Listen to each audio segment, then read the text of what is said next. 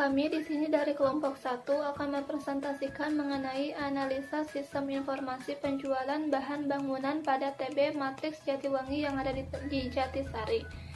Sebelumnya, perkenalkan, nama saya Lailatul Badriah 12181525.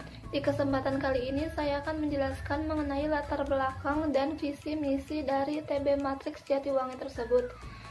Yang pertama di sini ada latar belakang. Sebelum ke latar belakang, saya akan menjelaskan dulu mengenai database. Jadi database adalah suatu kumpulan data yang saling berhubung, yang disimpan secara bersama-sama pada suatu media tanpa mengatap satu sama lain, atau tidak perlu suatu kerangkapan data dengan cara tertentu, sehingga mudah untuk digunakan atau ditampilkan kembali. Nah, di sini digunakannya database pada matriks CB Jaya ini yaitu untuk menyimpan bahan-bahan yang ready stock di toko, sehingga tidak ada kerangkapan data yang ada, sehingga tidak menimbulkan kesalahan pada suatu hari nanti. Nah, di sini ada latar belakang. Tujuan utama dari dibuatnya analisa sistem informasi penjualan bahan bangunan pada TB Matrix Jatiwangi yang ada di Jatisari yaitu untuk mempermudah masyarakat untuk mendapatkan bahan-bahan bangunan secara mudah dan murah yang tentunya sudah terkomputerisasi. Nah, di sini sistemnya sudah terkomputerisasi sehingga pelayanannya cukup memadai. Selanjutnya di sini ada visi dan misi dari TB Matrix Jaya tersebut. Di sini ada visi. Visinya jujur, bertanggung jawab, menjaga stabilitas untuk kelangsungan perusahaan. Nah, di sini setiap karyawan ataupun orang-orang yang terlibat di PT Matrix ini dituntut untuk mempunyai sikap yang jujur dan bertanggung jawab. Terus menjaga stabilitas dan kelangsungan perusahaannya. Yang selanjutnya ada misi. Misinya yaitu komitmen dengan memberi barang dan menjaga citra baik dengan para konsumen. Nah, di sini jadi para pelayannya itu harus menjaga citra baiknya dengan konsumen, karena konsumen itu kan seperti raja ya. Selanjutnya ada misinya menjaga mitra usaha dengan perusahaan lain. Nah, di sini TB Matrix Jaya juga menjalin hubungan atau relasi ke TB yang ada di Jatisari tersebut. Di sini saya Denisti Agustin 12181295 akan menjelaskan tentang identifikasi masalah dan pemecahan masalah. Nah, sekarang yang pertama identifikasi masalah. Identifikasi masalah ada 3. Yang pertama, sering terjadi ketidaksesuaian antara laporan penjualan ataupun laporan barang. Nah, yang kedua, sering terjadi kesalahan saat pengecekan persediaan barang. Yang ketiga, penggunaan sistem informasi dengan aplikasi berbasis data akan memudahkan dalam informasi transaksi jual bahan bangunan. Sekarang pemecahan masalah. Nah, pemecahan masalah juga ada 3. Yang pertama, penyimpangan arsip-arsip dokumen penting disimpan lebih rapi. Yang kedua, pembuatan duplikat dokumen nota penjualan. Dan yang ketiga, pengecekan dilakukan oleh 2 orang atau bisa lebih. Oke, di sini saya akan menjelaskan apa itu database manajemen penjualan bahan bangunan. Dalam tugas metode penelitian yang kami buat, kami mengambil topik database manajemen penjualan bahan bangunan pada suatu toko, di mana kami membuat database ini untuk memudahkan suatu toko dalam mengelola penjualan bahan bangunan yang tersedia. Database adalah sekumpulan informasi yang tersimpan di komputer secara sistematis sehingga memudahkan untuk diakses oleh sebuah program komputer untuk memperoleh informasi data. Perangkat lunak akan memanggil query basis data atau juga disebut dengan DBMS. Penggunaan data database ini tidak hanya di dunia komputer, yaitu telah meluas di luar bidang komputer. Oke, saya juga akan menjelaskan apa itu ERD. ERD yaitu rancangan Entity Relational Diagram. ERD yaitu suatu bentuk diagram yang menjelaskan hubungan antar objek-objek data yang mempunyai hubungan antara relasi.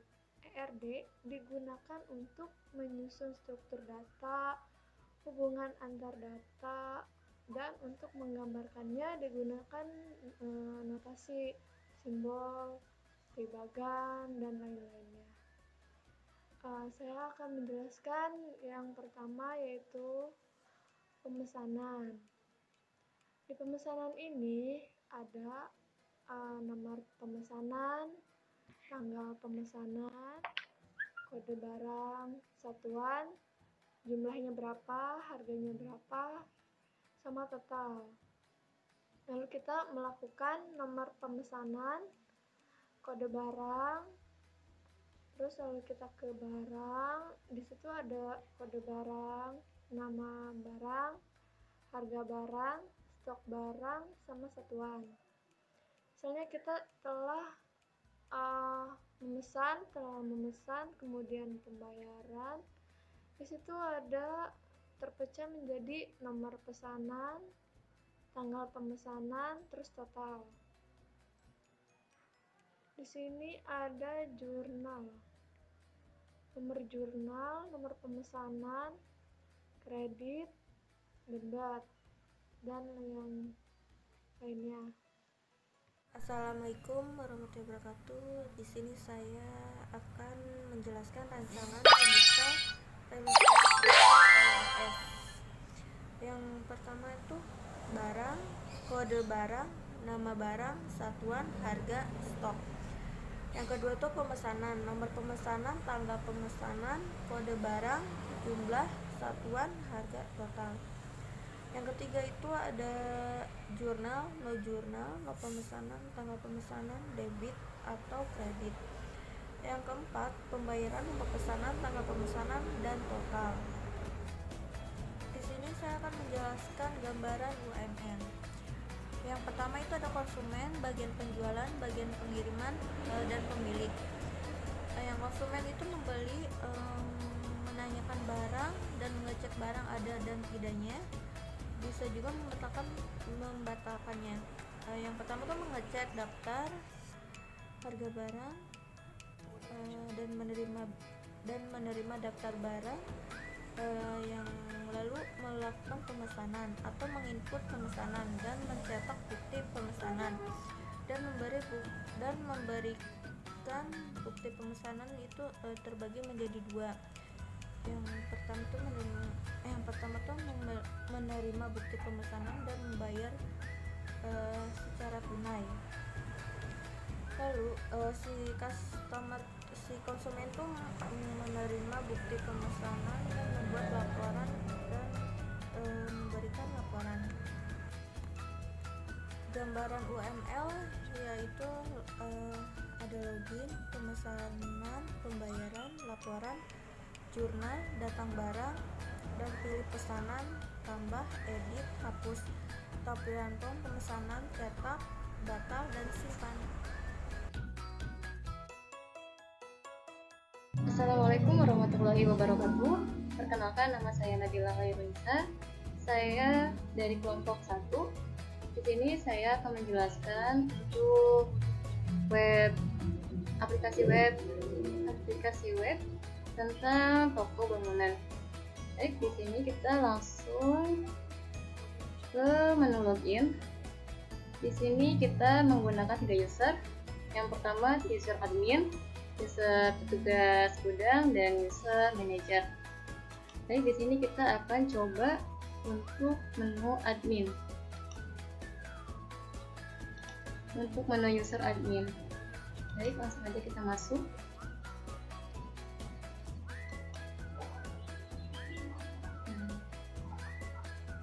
Di sini ada menu utama dari webnya, dari aplikasinya. Lalu ada menu dashboard.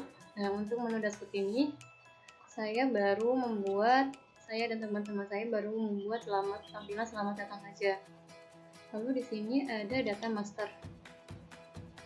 Di dalam data master ini ada data barang, jenis barang, merek barang, location, supplier, customer.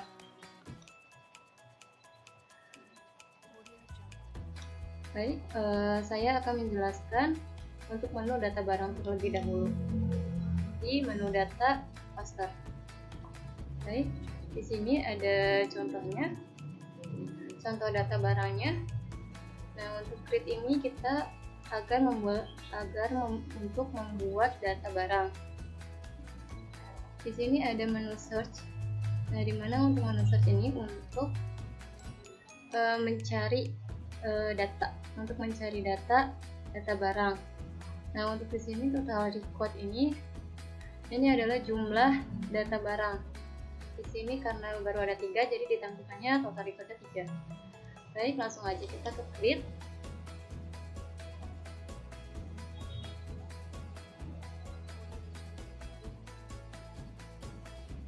Nah, di sini di menu data barang ini ada namanya kode barang. Kode barang ini sudah otomatis untuk nomornya. Dan di sini itu ada nama barang. Di sini ada harga beli, ada PPN, harga jual PPN, harga jual, PPN jual. Dan kalau mau menambahkan foto silahkan. Di sini ada foto barang. Di sini ada jenis barang, merek barang, location, supplier, dan stok.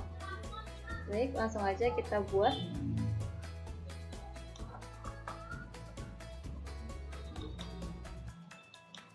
Misalkan nama barangnya itu cat.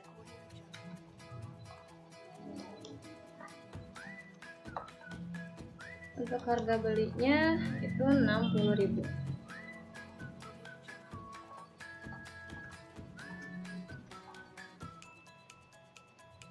Untuk PPN-nya saya ambil 5% aja.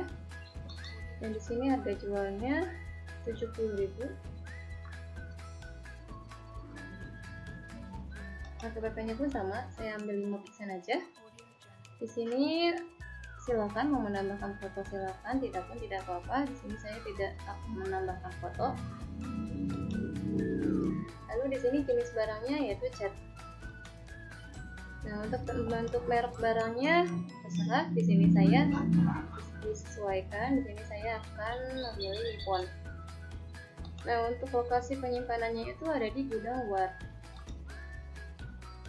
Untuk suppliernya saya pilih PT Nippon. Untuk stoknya saya menyediakan stok 100. Baik, kita klik. Di sini sudah ada. Nah, di sini sudah ada untuk ininya, yang ini, yang G30 cat ya.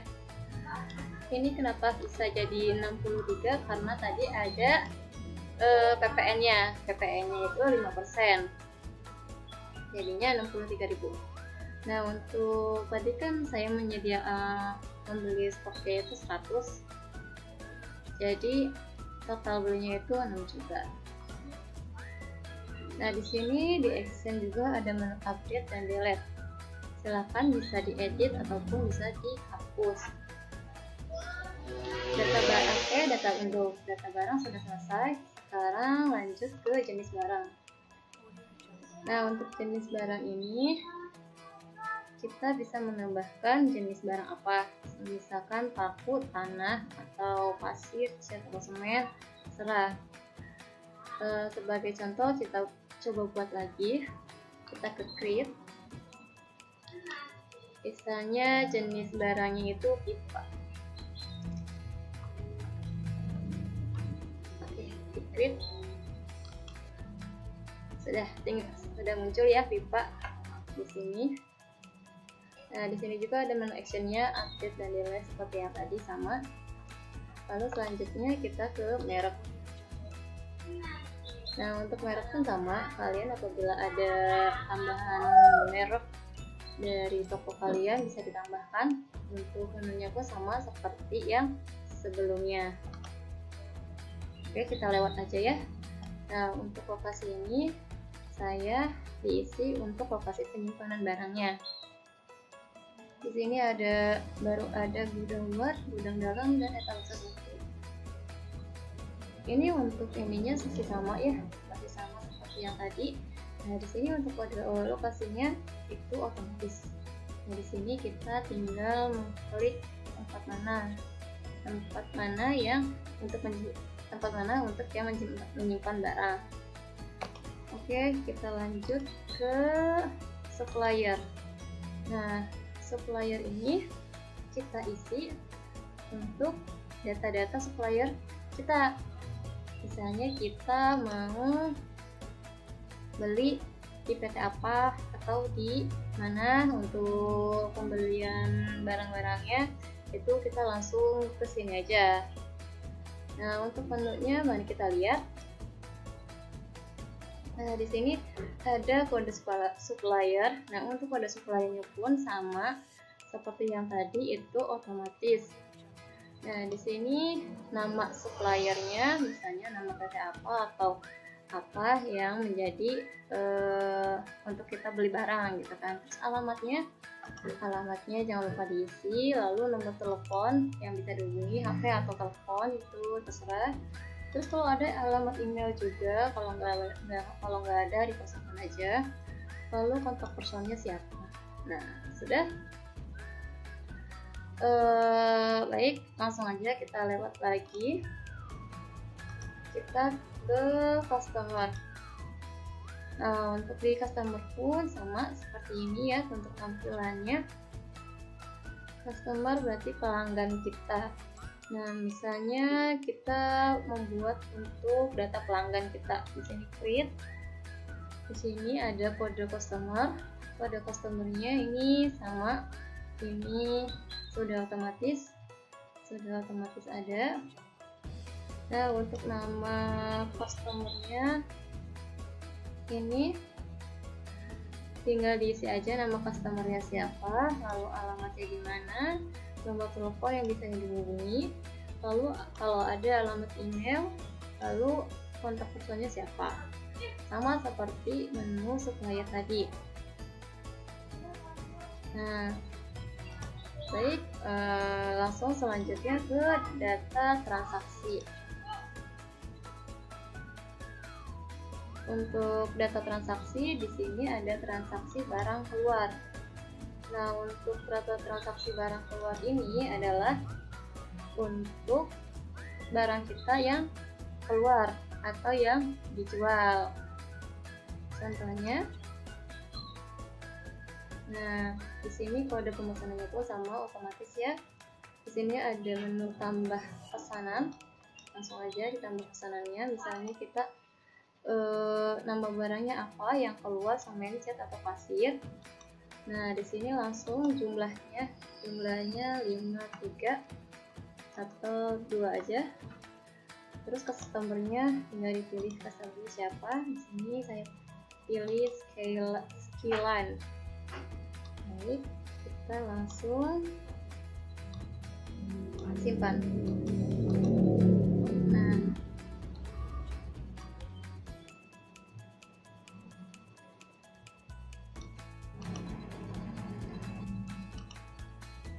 Baik, kita lanjutkan. Untuk data transaksi tadi kan sudah di menu ini, sudah tambahan pesan, lalu simpan. Setelah simpan ini akan muncul seperti ini. Nah, atau seperti ini. Ini bisa di menu pilihan, bisa lihat detailnya, bisa hapus atau bisa cetak. Nah, mari kita lihat detailnya seperti ini. Contoh detailnya. Lalu kita lihat untuk di menu cetaknya. Nah, untuk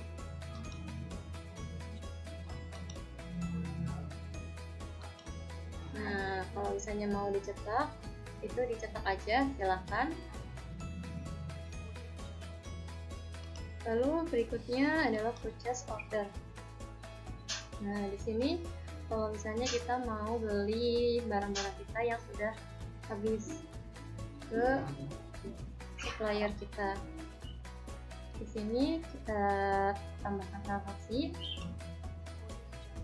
Di sini sama seperti yang tadi, sama seperti transaksi barang keluar. Kita tambahkan pesanan.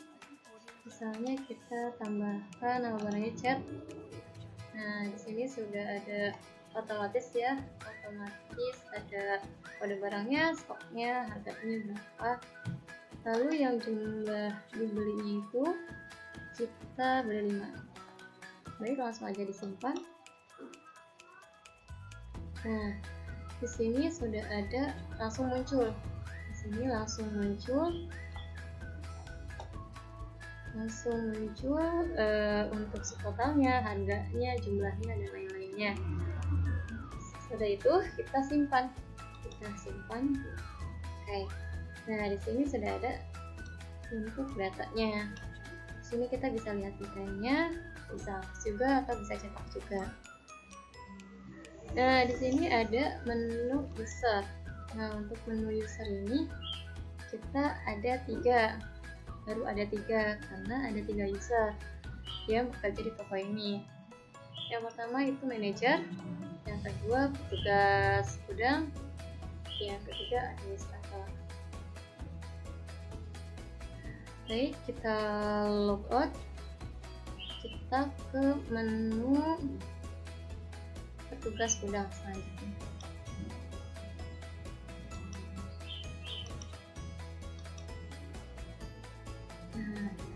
Baik, di sini sudah ada menu utama seperti biasa, seperti tadi, sama. Ada dashboard, menu dashboard di sini masih sama aja tampilannya.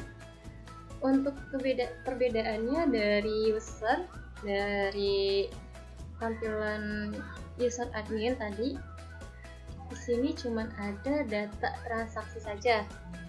Tidak ada data barang dan sebagainya. Nah, di sini sama seperti yang tadi, cuman ada bisa menampilkan data transaksi aja, yang petugas gudang ini dan purchase order, yang dimana sebelumnya saya sudah menjelaskan menu-menu di sini.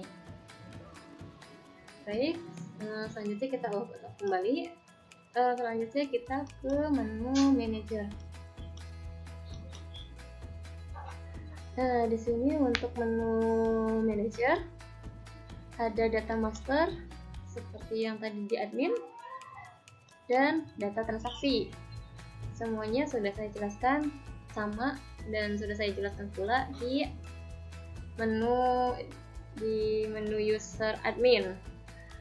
Nah, tapi di sini ada perbedaan dari si user admin tadi. Perbedaannya itu tidak ada menu manager atau menu user. Tadi kan di admin itu ada menu user, dimana kita bisa menambahkan user. Kalau di admin, kalau di manager ini tidak ada menu admin. Tidak ada menu user. Jadi tidak bisa menambahkan user. Jadi yang bisa menambahkan user adalah user admin. Baik. Di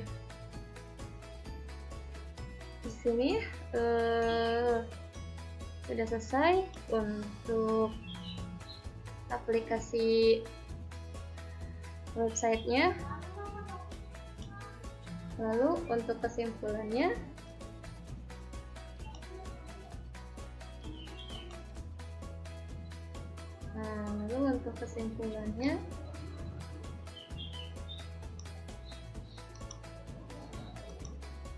untuk kesimpulan dan sarannya, di sini kesimpulannya sistem penjualan tunai bahan bangunan pada TB Matrix masih manual. Ketidaksesuaian antara pengeluaran dan laporan penjualan dengan adanya sistem usulan yang telah kami buat diharapkan dapat membantu dalam mengatasi segala masalah yang ada pada toko bangunan matriks ini. Diterapkan sistem terkomposit untuk sarannya ini diterapkan sistem terkomputerisasi yang telah kami buat. Perlu dilakukan backup data secara berkala untuk mengantisipasi keadaan yang tidak diinginkan. Perlu adanya pelatihan dalam pemakaian sistem agar dapat menjalankan sistem yang baru. Faktor ketelitian diperlukan dalam menginputkan data dan diharapkan dapat menerapkan sistem yang kami buat untuk mempermudah serta memperlancar proses penjualan bahan bangunan pada matriks ini. Itu kesimpulan dan saran dari kami kelompok 1 untuk toko bangunan matriks.